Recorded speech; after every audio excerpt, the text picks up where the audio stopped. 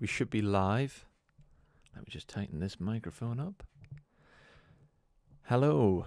Yes, you would not be mistaken. It is a Sunday evening, not a Monday evening for this week's sound design sessions. Let me know where you're tuning in from, guys. We'll hang around just a couple of minutes just for people to arrive now that we've gone into the main segment. And that'll explain what we're going to be doing today. Thank you very much, everyone, for joining. Thank you, Photography Light Magic, Sayash, 360 Music Studio, people over on Twitch, people over on Facebook. For anyone tuning in, this would usually be on a Monday, but I'm off on a wee break to detox tomorrow. Hopefully everyone can hear everything loud and clear just before we actually get into the meat of stuff. So let's just do a quick check with everything. Horrible sound, but hopefully you can hear it. We haven't had any hiccups now for a good run, so let's keep it like that. For anyone who watched it last week's sound design sessions was fun. We were looking at the PS20 from Cherry Audio, sort of like their homage to the MS20, but not so regimental in trying to just be, an exact MS20 replica. It was pushing boundaries with new things like 16 voice polyphony and also loads of other tricks up its sleeve, and that was a lot of fun. So that one's always available to watch on the channel. It looks like the production challenge has been going well as well, everyone. Make sure you check that out on Wednesday. I know Tetro's got one coming up on Wednesday. It looks like compose some music to a picture, which looks really, really cool. If I wasn't on holiday, I might have actually participated in that one. It looks really fun. So for everyone tuning in, hello from Venezuela. That's so cool. Hello, Armando. So today, I thought what could be a really fun sound design session is something that everyone, no matter what type of music, has to use, which is kicks, or, you can call it whatever you want, kicks, or there's lots of different terminology, but we all understand the fundamental, I'd imagine, of what a kick is. But do we really know how to create one from scratch? And do we know what the components of it are? And do we know the sound design process behind it, the sort of utility mixing side of it in terms of levels and stuff like the actual frequency range that it's occupying, stuff like our crest factor, all of the different things we use, and then the creative side of mixing. And then do we also know how to maybe change, say you pulled a kick sample off the ADSR store, and you really like it, but it's just not, once you've got, sometimes something sounds great until it's in context with your track. So it could be you have a kick, but you're just not quite happy with it, just want to shape something. So we're going to look at all three areas there. So breaking it down, the first 45-50 minutes of this stream will be synthesizing your own kicks.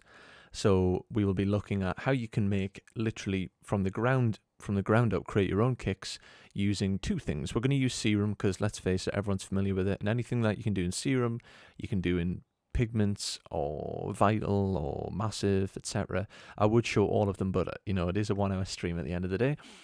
And then we're going to look at how we can do it using a tone generator.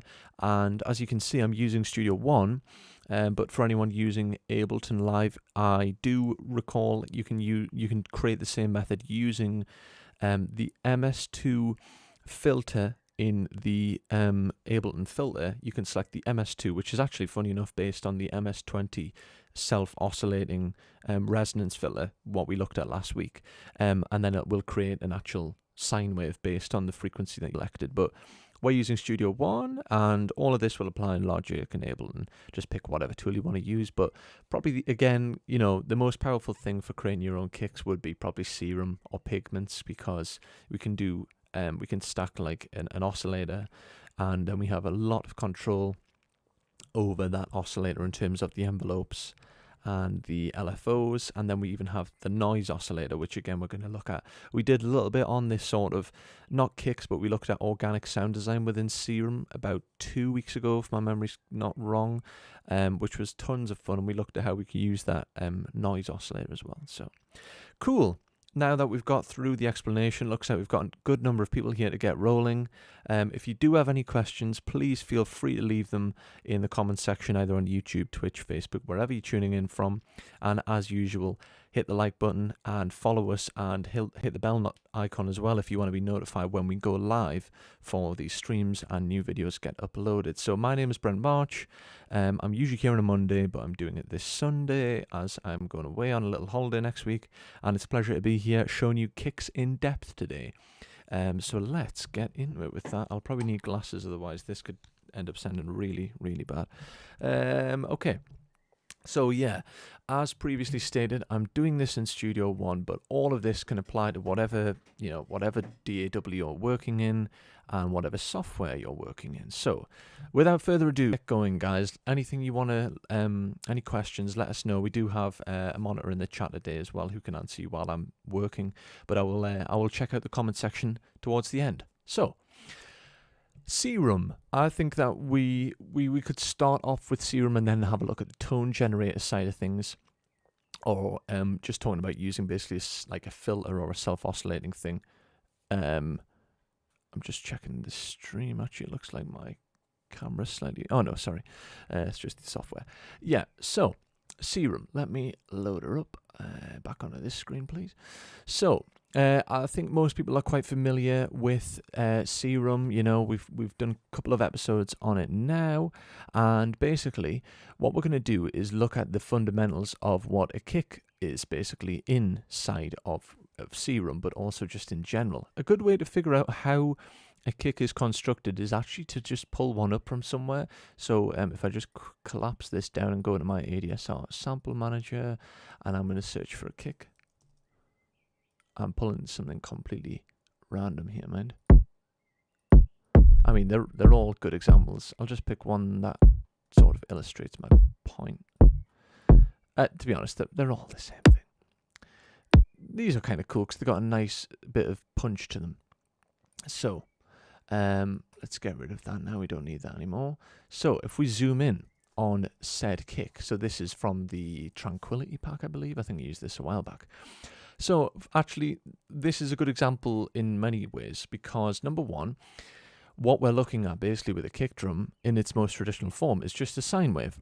And the sine wave you can basically see here. It starts off and it gets slower, and the pitch envelope ramps down as well as the amp envelope. So what we mean by that is it ramps down in terms of like boom, you know, the pitch envelope decreases as well as the amp envelope. So it's actually losing sustain as it goes through. So it's not a constant boo, it does decrease over time.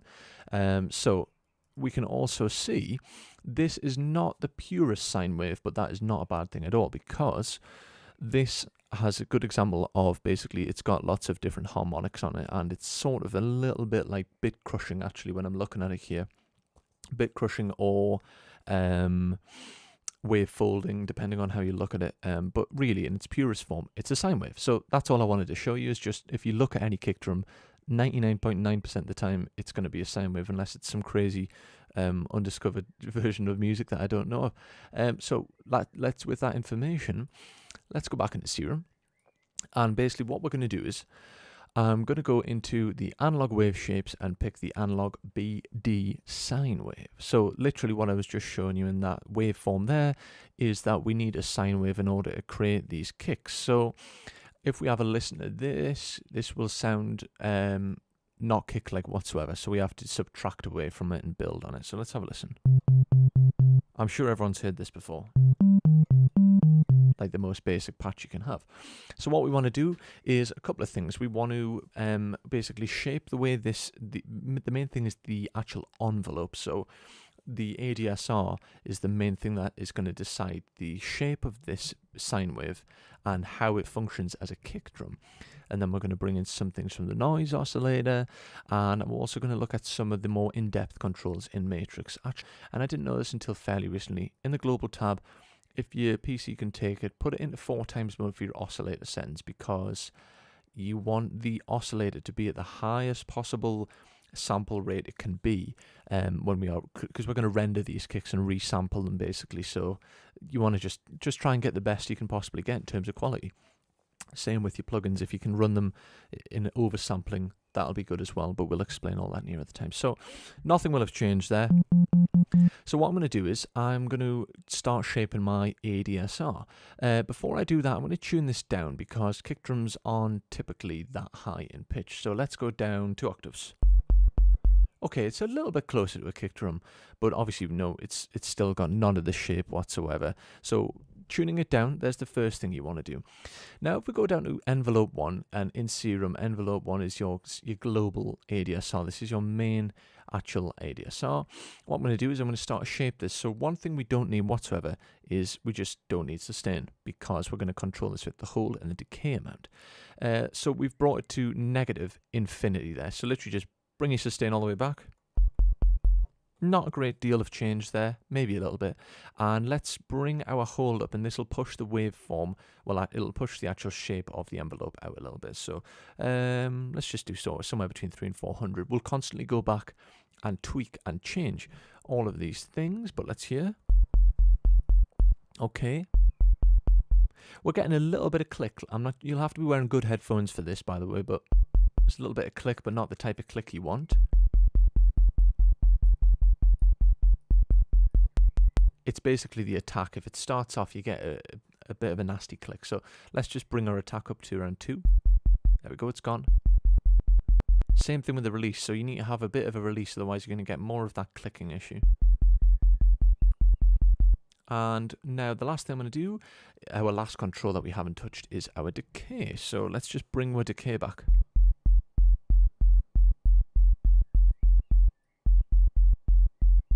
Cool. That'll do for now. We can start shaping these more and more as we go through.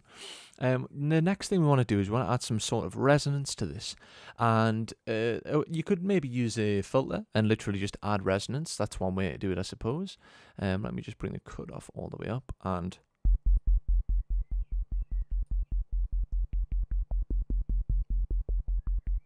so you can hear when I'm sweeping through, you can hear the resonance, but the only thing is we're sacrificing the oscillator's EQ curve, because you have to take away from it in order to hear that resonant bump. So what we're going to do, and this is a really cool little trick, is we're going to move over to our second envelope, because we want it to have a slightly different shape to this other one.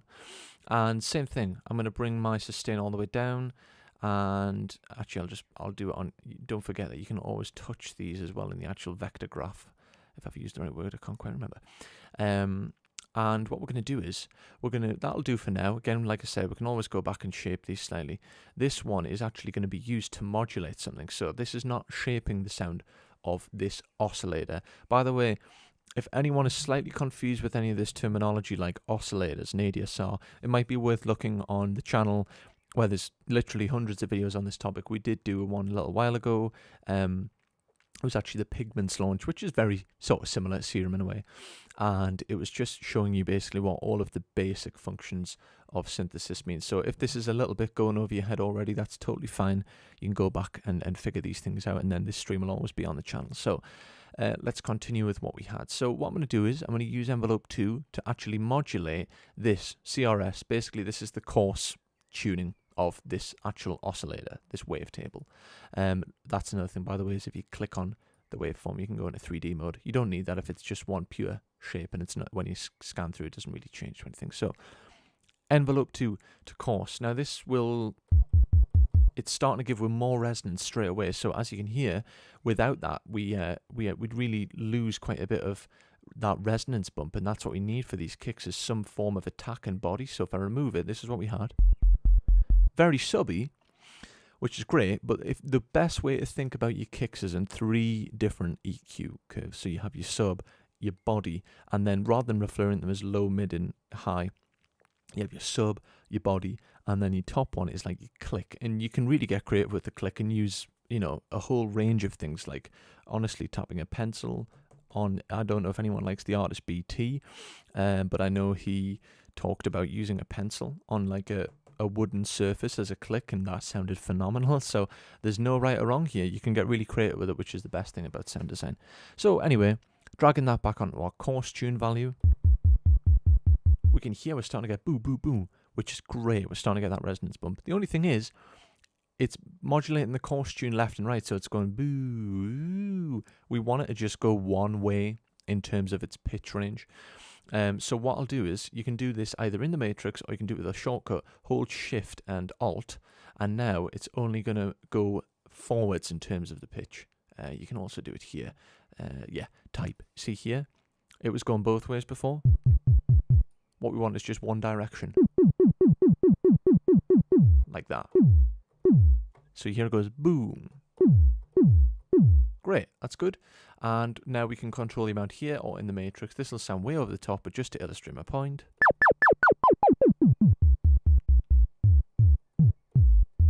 So now we're getting that resonant bump that we were not really getting with the actual filter, but we are getting it without sacrificing any of our actual EQ sort of regions, which is very handy indeed. Let me just check things are okay. So if we go to our actual, now what we want to do is we want to start looking at how we can build upon the waveform. So we've not done tons so far. We've got envelope 1, envelope 2, sine wave, and we've dropped it down 2 octaves, and then we've modulated the coarse tune. So nothing too crazy.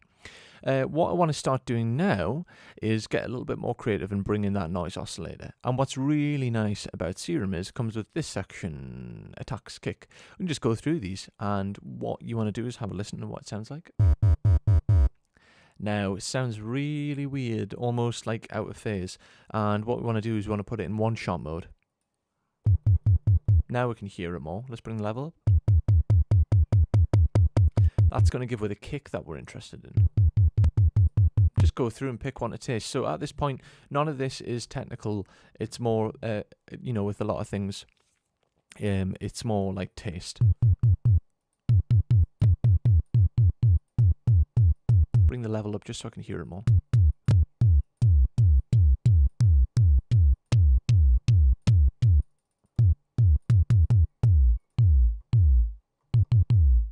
Cool, that's sounding good.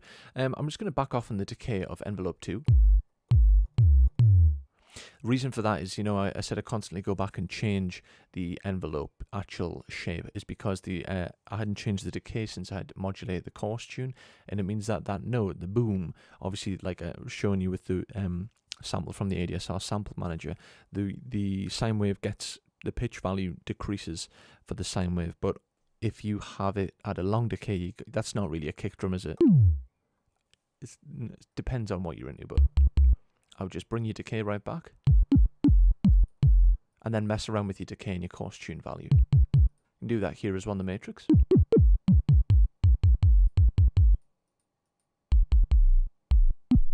That's the mode that we don't want to use, so make sure you have it forward. So yeah, just constantly play around with these things and see what, again, it's a taste thing. So sort of got a good starting ground now, haven't we? What I'm going to do is I'm just going to change some of the attack values and the release values on both envelopes.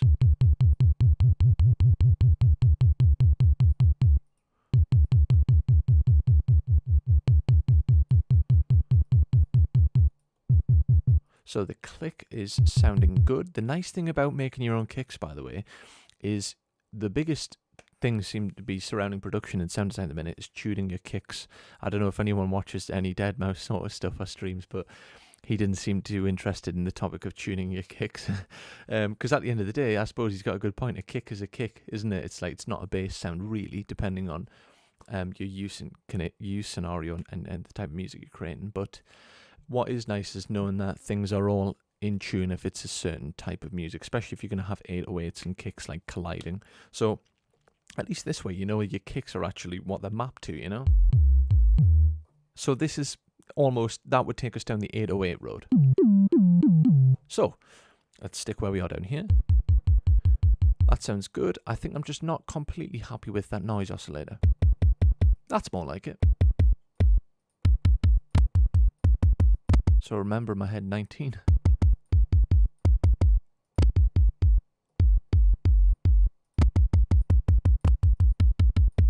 Yeah, 19. So there we go. Found one I like. So oscillator A, envelope 1, envelope 2, noise oscillator. Cool stuff. Let's get our filter going now. And what we need to do is with these buttons down here, I need to send number A. I'm just going to bring this control back to what it was at. And also N. So N's our noise oscillator. So if we do this. So now what we're doing basically is filtering both the oscillator and the noise oscillator.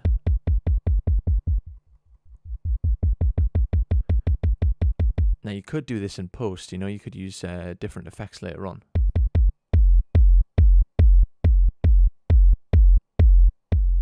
Sounds good.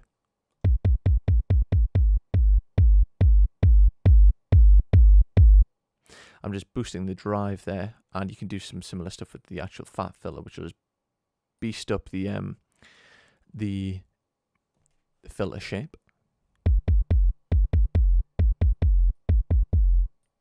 So, just going to leave the filter not super aggressive, because I want to keep the click in as much as possible. Cool. I like the way that sounds now. Now, the best thing I could do now is just, I'll just put a patch into Studio One, and I'll just record it in actually for the sake of making things easier.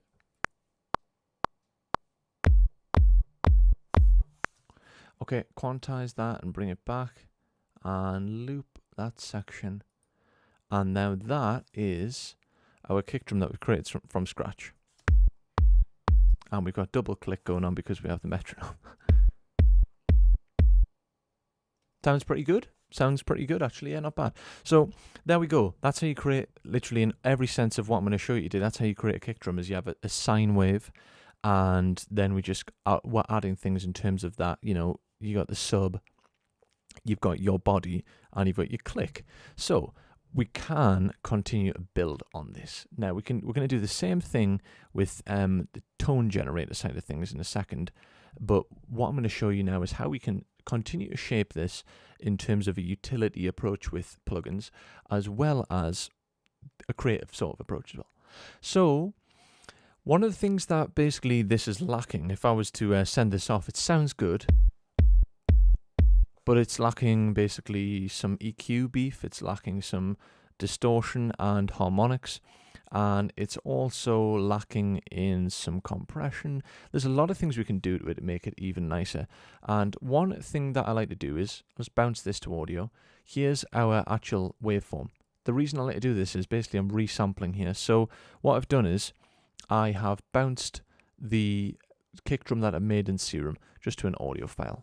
And you know what, I'm just going to trim it.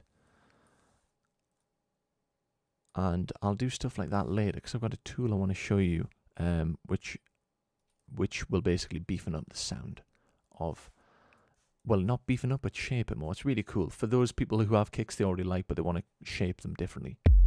So that is what we've made. Let me just stick it all in and loop it. And yeah, resampling is good because it helps with harmonic distortion, aliasing, stuff like that. Cool. I'm just going to apply a tiny little fade in, and that'll probably get me where I want.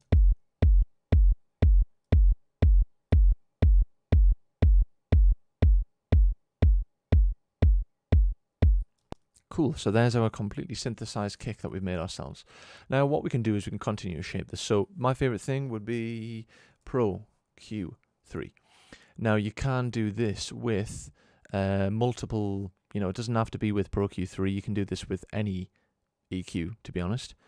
I just like this one because I know how it works well, and you know, just use whatever you know well. Fruity has a great one, Studio One has a good one, Logic has a good one, but it's just what I know really. So a couple of things with kicks. You tend to want the old EQ trick from a Pultec is you want to boost your around 60 to 100 ish for the kick to cut through with the sub and the low end. Basically, with the Pultec, you used to get this cool thing where you could boost and cut at the same time and get this cool sound, but I think just visually it's easier to understand with an actual spectrum analyzer, which is built in here. So I'm just going to, there's a couple of nice tricks I want to show you with FabFilter Pro Q. Is just double click here, we'll roll off high end and low end. Now I wouldn't advise to just like roll off everything unless you've listened to it, but with most things, below 20, you can't hear, you can even barely feel it, to be honest. So I would do a roll off of a very slow, well, like 12 dB per octave slope at 20 hertz. And the reason for that is it's just going to have masking issues if you get anything else going on, and it just makes it better for the end user. So let's continue to shape. So let's boost. You can see the interface is enjoying this. So I'm going to boost it around, say 60. Using the headphone icon, I can find, so what this main bump here is the fundamental. So that's like literally the note that is resonating from this kick. So let's hear it.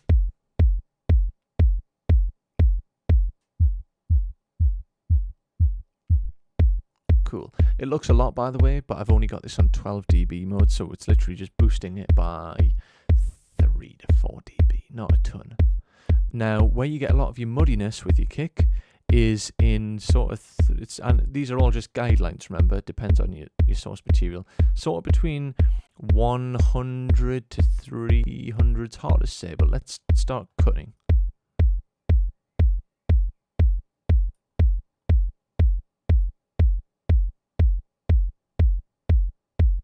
Okay, we've just done a couple of simple things, nothing too fancy. Let's have a listen.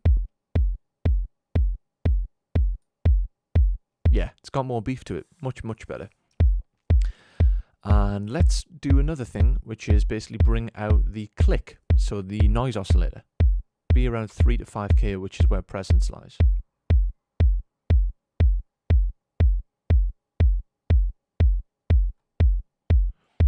Cool. Now I'm going to highlight all these, and I'm basically just going to pull them on their multiband setting. Just because I don't want them to be constantly overhyped. This basically means that this pulls down more than it actually is being pulled back. It's basically like multiband compression in a way. Also, if you hover over the analyzer here, it shows you where the main EQ points are within. So 82, I think we're boosting around 75, so that's pretty perfect. So let's hear a before and after.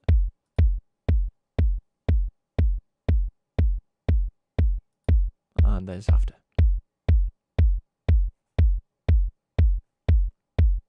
Perfect. So let me just roll off a little bit more top end.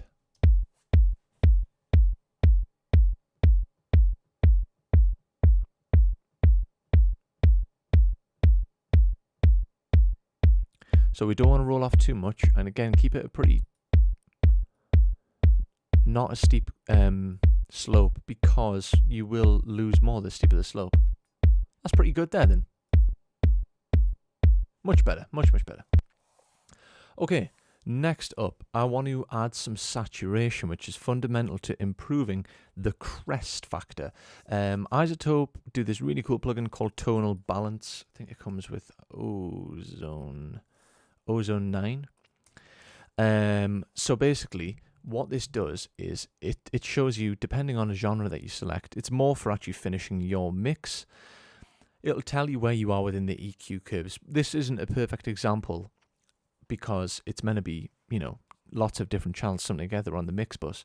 So it'll be overhyped massively. But basically, you would use this at the very end and it would tell you your EQ for your entire track. Now, the way you can improve, if we look at this crest factor, it's actually not too bad right now, which is good because we've got lots of different elements going on. But basically, what we want to do is, in order to improve that crest factor, we want to add different stages of saturation. So you can actually use saturation plugin. You can use maybe compressors that have saturation circuits. And basically, the first thing I'm going to do is I'm going to use Saturn. I'm also going to try and use as many freebies I can think of. So FabFilter Saturn is a paid plugin, but with Studio One, you get the red light distortion, which is cool. It's actually really good because it has the different stages. Now, the funny thing about using distortion and saturation on stuff like, well, any material, but transient heavy material, so kicks are really transient heavy, is it improves the perceived loudness, which is, it's a funny thing. It improves the perceived loudness, so you think, oh yeah, it's louder, which is usually what you think is better in terms of mixing.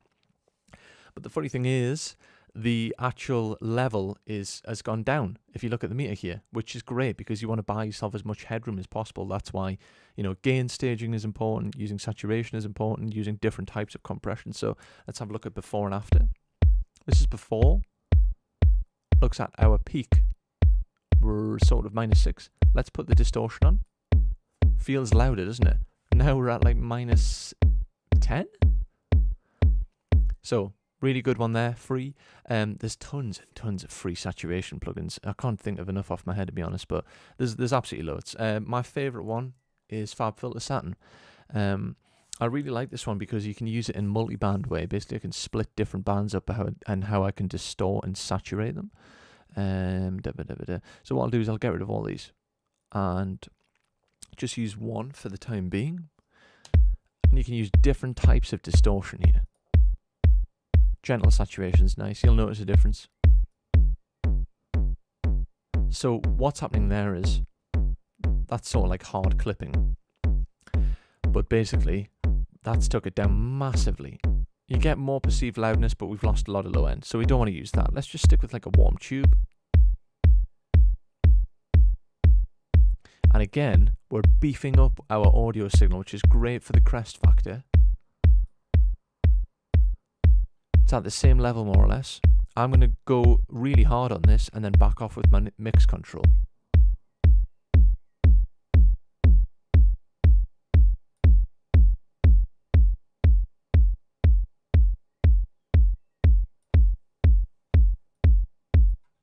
And let's do a before and after. So you hear there, you know, you do have to use good headphones or a good studio monitors, but you can hear it's really beefed that signal up. Just back off a tiny bit. Cool. Now, what this needs is some form of compression. It's two, again, separate video to be honest, but there's lots of different types. You got opto, you got VCA, you've got FET, you've got digital. I mean, there's a lot of different types of distortion. But basically, you want to have something which has a fast attack time because we want to try and grab the very start of the kick and pin it back with the needle, and then we can boost it with our makeup gain. And basically, it's because this is such a transient heavy material, we want to try and really elongate the sustain of it, not in like an unnatural way, but we're trying to beef it up, but also attenuate the audio signal. So all of this is almost like utilitarian mixing. We're just trying to beefen up our audio curve. And basically what we're trying to do is just basically get our signal as much headroom as possible, because once we start throwing more elements in on a mix, it gets hotter and hotter. So we can actually improve the perceived loudness of this, but bring down our level. So what we could use for it. I really like this one, FET 76 from Arturia. Probably bring it on the wrong screen. Nope, there we go. You know, it's an 1176. How many of these there is lying around is crazy now, but basically you can get a free one of these as well called, oh man, I've forgotten the name of it. I've forgotten the name of it. But what I'm going to do is just use this and again back off on the mix control. I'm going to have 1176 controls, by the way. The attack and release are backwards. So this is not fast attack, this is fast attack. So let's dial this in and have a listen to what we can do with it. So fast attack, fast release. These are currently linked. Let's unlink them. Watch our output. Bring that back. Let's have a listen. Back off our output.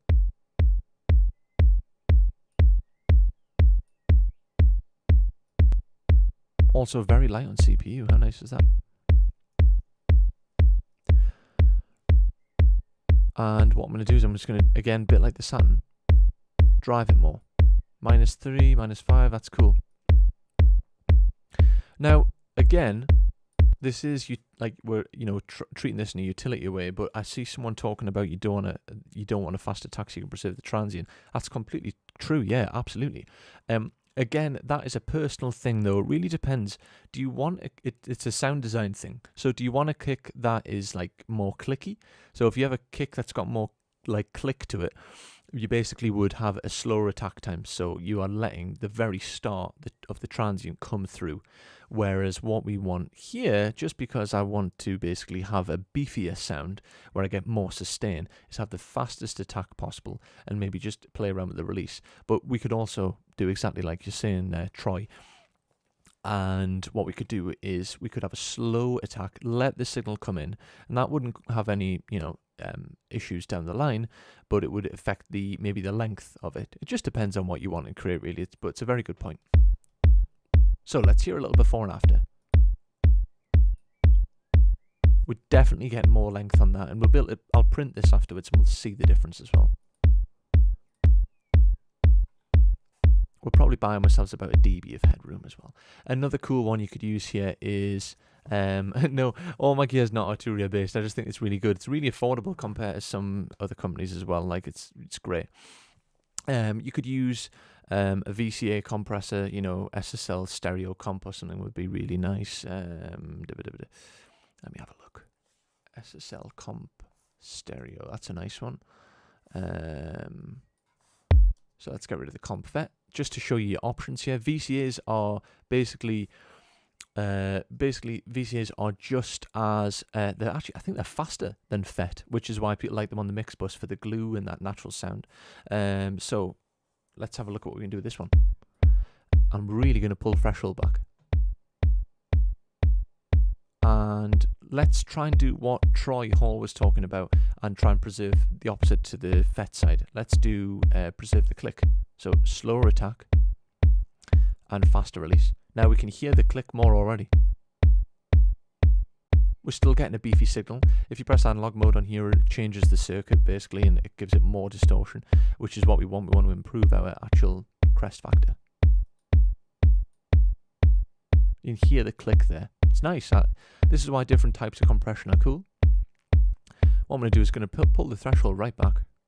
That's a lot, but I'll make it up in the gain. Now let's hear what we have. So I like that a lot actually. It's really tight. It sounds, again, I keep repeating myself, but you need to be wearing good headphones to hear this, but that sounds much tighter. And it just sounds more, it just sounds like a little bit less like it's came from a wavetable synth, and it's starting to sound like a really cool organic sort of sound now. So with and without. Yeah, I like that. I'm going to leave that one on. So cool. We're getting some good stuff happening here. I think that really, that could be a totally workable kick right now. I mean, you can use that. There's nothing wrong with that. It sounds pretty good actually. It's got another good thing is you could put another EQ afterwards if you want, or like a spectrum analyzer. I know Scan do one, or is it Span? Just see what's going on really. So really nice waveform. We haven't got any crazy peaks going on. Nothing's just going absolutely wild. Yeah, it looks good. So let's just bounce this here. This is just one of the actual things. And with the effects on, let's just hear, so we can see the curve slightly beefened up. And let's hear this. Cool. So, happy with it now. I think considering we started off with just the bare minimum sine wave, that is quite impressive. I think that if I wanted to, I would probably continue to shape it. And this is where this fantastic software from Cable Guys comes in. And I actually can't really think of anyone who does anything like this. We've got LFO Tool from Xfer, which is awesome. But this has more on offer, essentially.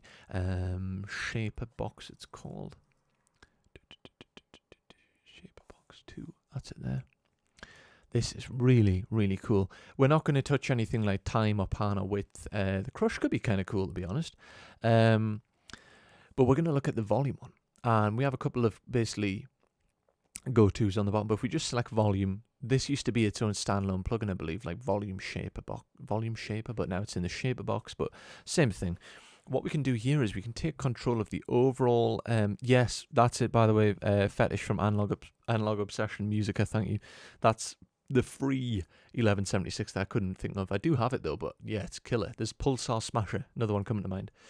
So, I've constantly re-rendered and resampled because it helps get rid of any basically artifacts and also like unwanted distortion, like not the kind of distortion you want. So, I like the sound of what we have. Just bypass this. But I just want to kind of take even more control over the actual shape. So what I'm going to do is change my length to a quarter note. And let's take it out of bypass, put it on.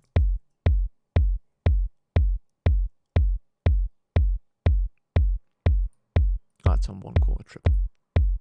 That's what we want. So you just want to see one each time. So what I'm going to do is I'm just going to go into these modes on the bottom here, trimming. And this one's a really nice starting point for a kick, to be honest. And basically what we're doing is, imagine this is the actual clip down here. What it's doing is it's altering the volume envelope. So you'll see exactly what it's doing. You'll hear exactly what it's doing. So if you had got all the way here and thought, I really like it, but I'm going to have to go back all the way to Serum and change my ADSR and everything after we've done all this, what would be better is just get a plugin like Shaperbox 2, because now basically what I can do is I can change the shape of it in post again. So these basically will change the ADSR value of the actual of the sound. So let's just play with it and hear what we can do. So if I pull this back on the grid, we'll get a much tighter sound. And you could resample this, render it again, use this if you want as like your body, and you could layer it with another sub. So at the start of the session, I said we were going to look at how we can create our own, literally our ground up kicks using wavetable, and we can do that with one other method, which I'll demonstrate. But I was also going to show you how, say you have a kick drum you like, but you're just not quite how you like. You can just get something like this and start to shape it. So I'm going to let a little bit more come through, and then this here is like our sustain. That's probably similar to how we had it. Yeah. And you can just add a new pointer by double clicking, like that. I'm getting some unwanted click there. Do a tiny little fade in. I'm just going to bin that one. Oh, let's get rid of the whole thing, my bad. Back to the trimming, super simple. Apply that fade and just drag that out a tiny bit on it. So it's a 16th note on the grid here, 1/16 too. It's a fantastic tool, actually. There, I like the sound of that. What is really amazing about this plugin is we can split this up into different bands, like a multi-band compressor. So if I wanted to, I could just process the low end information. Like, watch this. Well, there's the mid, there's your low. So again, think of it like low, body, and click, and this is the mid. Now what we could do is go in and shape our sub.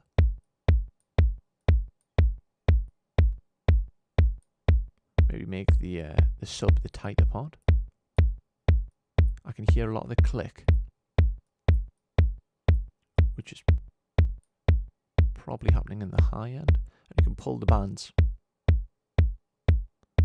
Now that is quite a bit different from what we had. Let's have a listen. Again, it's a little bit like someone's comment before, I think it was Troy, about, you know, don't you want a slow attack on your compression and let more of the click through, which is like completely, yeah, it's but it's also so subjective as well. It just depends on what is the track you're doing, or like why do you want this kick drum, like what is it going to achieve and where you're going to use it. It could be that it's just a basic, like a perfect kick drum, and then every time you just shape it slightly differently. But again, with this, someone might come along and say, well, I want this to be longer in the high end or the mid, and that just is totally a personal thing. So remember, it's a very subjective and personal thing. But this, to me, sounds better than what we had. Let me know what you think in the comments. So this is what we had and what we have with the Shaperbox. So we've preserved. It's great how you can split the bands up. It's so cool. There we go. That's exactly how I like the sound of it. Really cool. So we've got the low end tightened up, but mainly it's the mids. There's not a ton of high stuff going on, to be honest.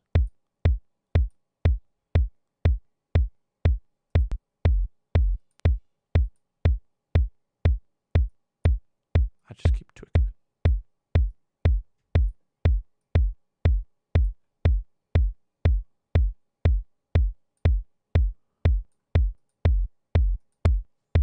Yeah, that's basically it. I like the sound of the shorter decay, basically. You could keep adding to this, by the way. Drive. The crush one's cool. I know, you know, your lo-fi music, stuff like that, based upon different tools that you could use. But there's really cool little presets and stuff within the menu, and presets like this as well. This sound wacky, but it depends how you want it. The multi-distortion drive is really cool as well. So again, we can add distortion in a disciplined amount across the side here in terms of the distortion circuit, and basically use it to beef up like the start of the audio signal. So like this might sound a bit weird, but we can mess with it. I need to change the length. There we go. Yeah, that'll sound weird. So let's just bin all that, and we can add our own. Actually, that should be our starting curve, and we could add a different shape, like here. Ramp down slowly, like a smooth curve. And I don't want to work back up. Keep it flat. Let's have a listen to this. I've just got rid of it. There must be a starting system. So hits, rhythms. There we go. That's exactly what I'm looking for. Make sure you always change the length, by the way. Someone's saying, could you do all this in Serum? Yeah, I guess so. But the main reason that we are, you could do it in Serum. We did the fundamentals in Serum. But what I've done is I've resampled and rendered the file, and the reason for that is it allows for more control for crest factor, not necessarily aliasing, that's like top end stuff, but artifacts and unwanted distortion, not good distortion that you can't get rid of. Just if you do it in stages where you constantly resample, you always end up with a better end result. So that's the main reason. But yeah, you can do tons in Serum. We could have gone into the effects section as well. But I just thought that I would explain it like this, just so people can see how you can maybe change a kick that you like have grabbed, say, for example, off the ADSR store, but you want to just change it ever so slightly. Right, there we go. So that there, I could reduce the overall value. There's actually an overall mix control as well.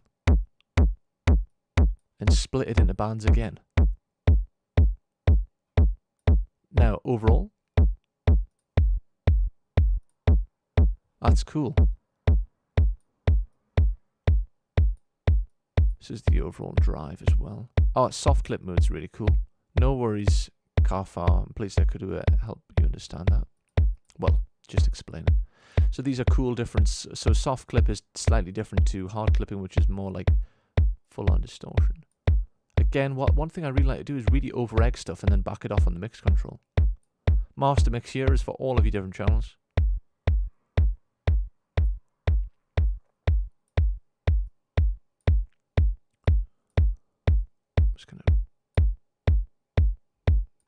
I'm gonna pull this along. That way we get more of that. Cool. So we've came leaps and bounds from before. Where are we at in terms of level? -6. That's pretty good. How you can continue to get your crest factor improved and basically improve your RMS levels, by the way, is standard clip. There's a free one. Again, I'm trying to mention free, where the free clip's really good. I mean, there is limitations with free stuff, but it does the job until you can get something better. Standard clip is a great tool. And basically this I will put in a soft clip pro, and oversampling will maybe heating up on your CPU. What this does is, as you can see the shaping here, this will actually shape the waveform, or just basically your audio signal, but using a soft clipping algorithm. So it's not like hard, well, the other type of clipping is hard clipping, and that's like distortion. So this is just trying to bring down it's more of a utility thing. Let's have a listen to what it sounds like. This one is not free, it's very cheap. You can get a free one called Free Clip. So what this does is you'll start to hear like a bit of harmonic distortion. These red peaks here means that it's attenuating those signals. So we are beefing up the audio signal a lot.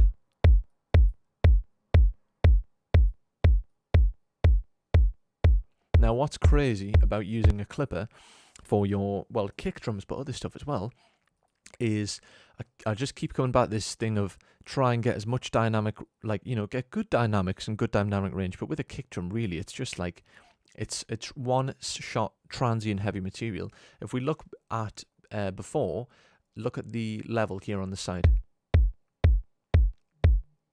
-5-ish. And let's put it on. We're like -12, -10. Can you hear a difference? Without? It's so hard to hear a difference. It really is hard to hear a difference. And imagine it in context now with a full track, then like the difference will be even less noticeable. So soft clipping is just like a godsend. Like it's absolutely fantastic in terms of beefing up your sound. Let's do one last render of this audio file, and ta-da, I could go in and change like incrementally like this if I really wanted to, and just like basic tidying up. And that right there, ladies and gents, is our kick drum, all from scratch. And again, a lot of things are taste based, but this is, get rid of this one. This is what we have from literally creating it ourselves from the very beginning.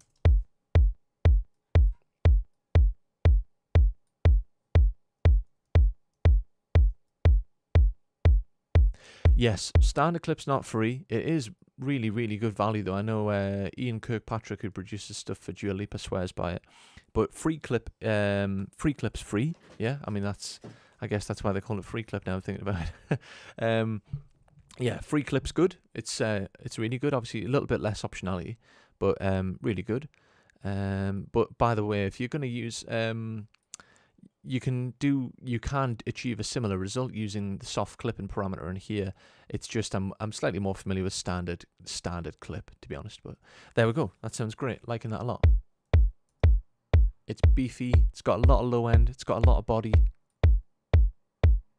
and it's got that click as well. So anyone who missed out, we started off in Serum, sine wave, noise oscillator, different modulations, mainly wave shaping. Bounced it out so we don't have any horrible sort of artifacts and stuff.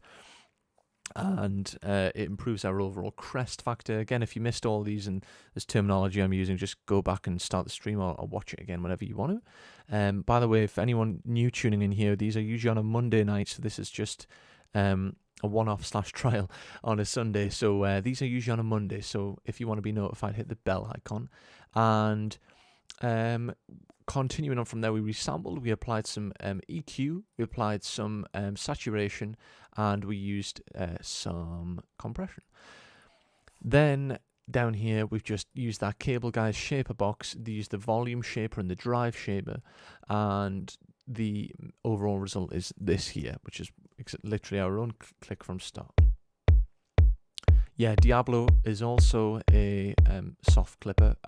It sounds good, but it doesn't, to me, it doesn't have a great deal of I mean, it is free, so I can't complain. It doesn't have a great deal of control, but yeah, it's good for free for sure. So I'm aware of the time, didn't realize it would take so long. What I want to show you is this. If anyone's using Ableton and you have, I'll have to sort of explain this fairly quickly, but all the same principles.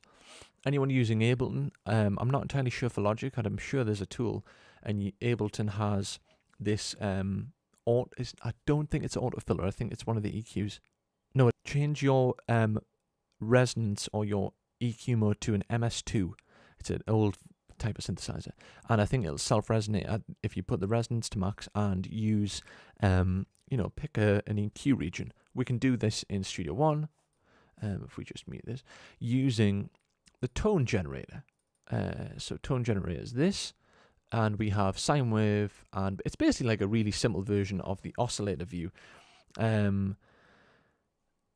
It's basically a really simple view of that, isn't it? The tone generator. And then we have pink noise as well, which we could use for our click. So before we're using the noise oscillator. So really quickly, let me show you how we can do this. Pull so I don't give everyone tinnitus. It's tuned currently to 440 hertz.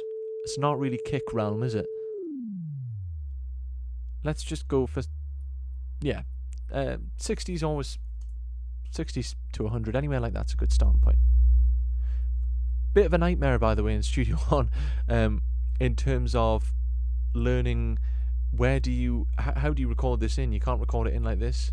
It just doesn't really work. So basically, create a region, and I'll mute all these tracks.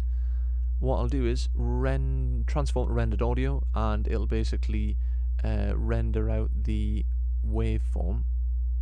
Sorry, there's a little menu down here. There we go. Just delete that one. It's doubled it. There we go. It's added a little fade to it. But there we go. That is basically. We could normalize this, by the way, which might get a little too hot looking at that juicy waveform. So what we're going to do is just take a segment of this. I'm on a 64 grid, which is not great. Take a little segment of this. I'm going to loop this section. And now, as you can hear, we are more limited because, Serum gives us the optionality to shape things so advanced. But we could do, someone here is saying sample 1, which is in Studio One, of course. We could send this to sample 1. Ableton Logic, you've all got fantastic samplers in there. So anyone who has any future ideas, by the way, don't forget there's the ADSR Discord for future recommendations.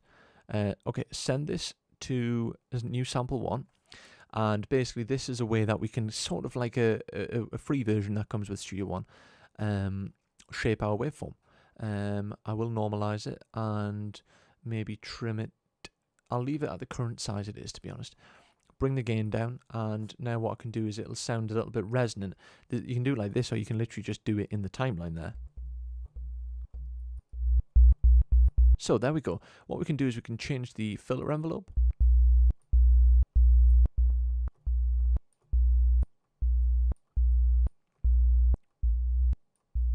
Basically what the filter envelope is doing is it's like when we are modulating the coarse value of the tuning for Serum.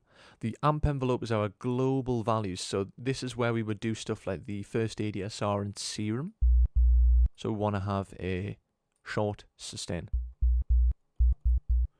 We can do stuff here which is great as well, so we could add a bit of release. You can do a crossfade as well, that's more like it. You can add some distortion, soft tube. So we are getting into almost kick territory and 808 territory. That's subby, wow.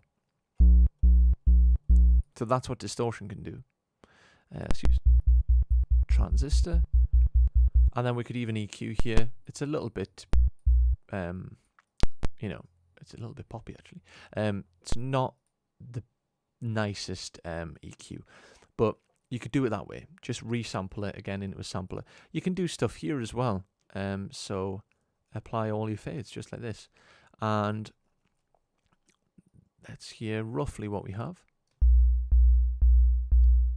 Cool. Sounds pretty good actually, considering it's just from a tone generator. I would just say use Cable Guy's filter shape and go into the preset mode for volume, trimming. It's so fast, and just like that, put it into quarter note volume.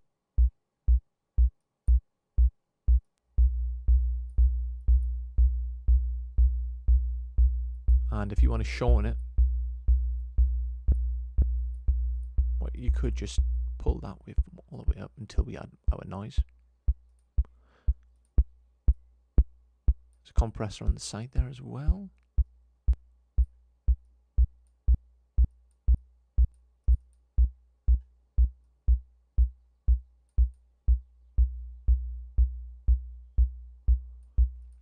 I think you can add one waveform. There we go. And shape that low end as well. Because what it is I don't want to make it a hit weight, but I want the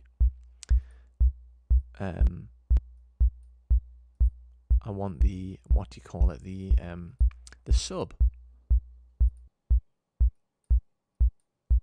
Cool. Sounds good. Now, what I would do is, you know, we are basically time is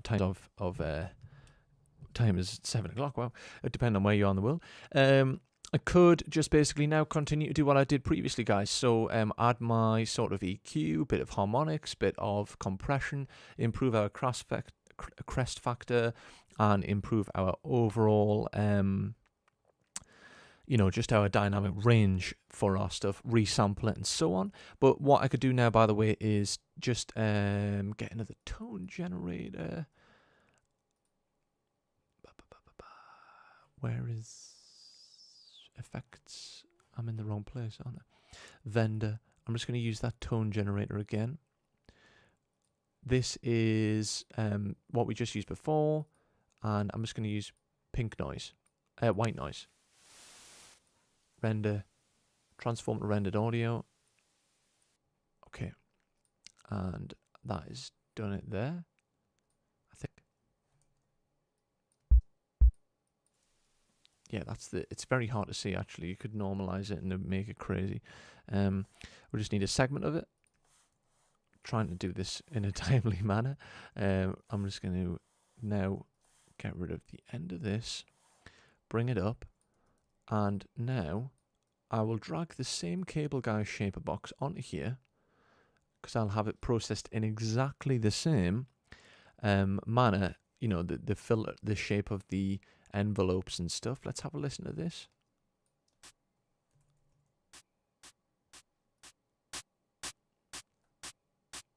Cool. Just because I'm perfectionist, I want to.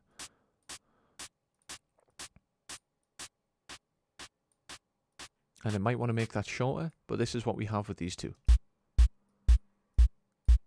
Yeah, so obviously if I had more time, I'd probably just go in and tweak all these things. It's mainly high band here.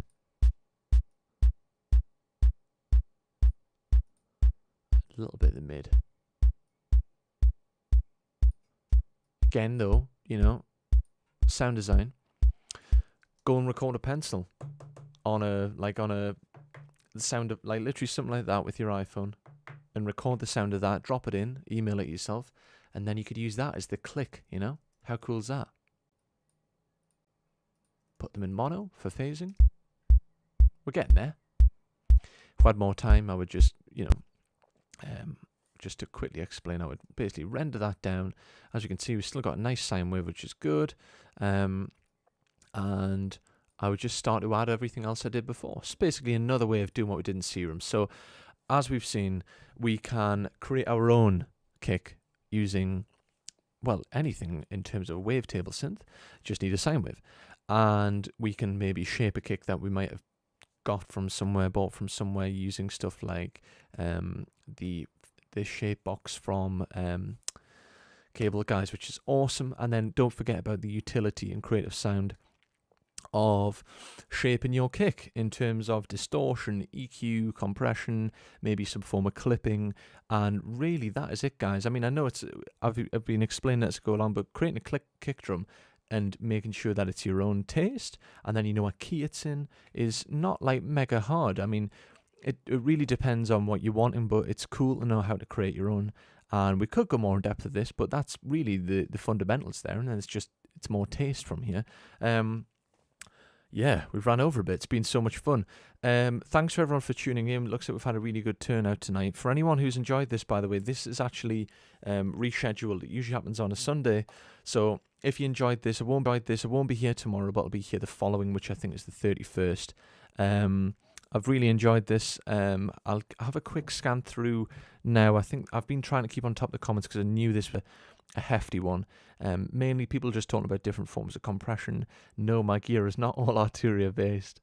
Let me have a look. Are there any times you would grab other effects? Yeah, you could grab other stuff for sure. You could process this using... There's a cool thing from Audio Thing, by the way, free thing called Filter, Audio Thing Filter, and you can use add resonance. There's a cool thing I would do. RC20 from Excellent Audio. You got loads of things you could do. Just once you've got your fundamental, just add to it and shape it however you like. So I hope everyone enjoyed this. This was really fun for me. I hope you got a lot out of it. And yeah, don't be afraid to make your own kicks, and don't be afraid to shape kicks that you are not just, you've got them in your track, but they're just not quite fitting. There's lots of tools you can use to change and shape them. So hope you got something from this, guys. This stream's coming all week. I think we have a new one with Sean Devine doing a mastering thing, which looks awesome. So I'll definitely be tuning in for that one. So really set your notifications if you want to be. I think there's a stream every day now, which is awesome. So I will catch you guys in the next one. Any comments, leave them in the video or join our Discord server. And that way you can basically submit questions for future videos and stuff. So hope everyone has a fantastic week. Hope you got something from this, and I shall see you in the next one. Bye, guys.